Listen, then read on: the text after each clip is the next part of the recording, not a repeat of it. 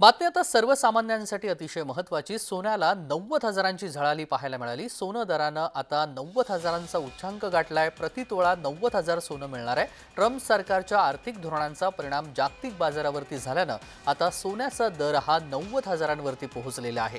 प्रतितोळा हा 90,000 रुपये सोन्याचा भाव झालेला आहे. ट्रम्प सरकार यांच्या आर्थिक धोरणांना आता मात्र जागतिक बाजारावरती याचा फटका बसताना पाहायला मिळतोय. मागचा जो महिना आहे फेब्रुवारी पूर्ण गेलेला आहे. त्या फेब्रुवारी महिन्यामध्ये जवळपास 14 लग्नाची मुहूर्त होते.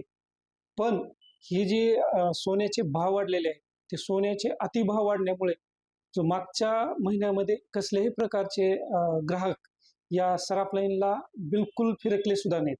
आणि शेतीचे सुद्धा भाव कमी झालेले असल्यामुळे त्याचा परिणाम थेट या सराफा बाजारावरती पडत आहे.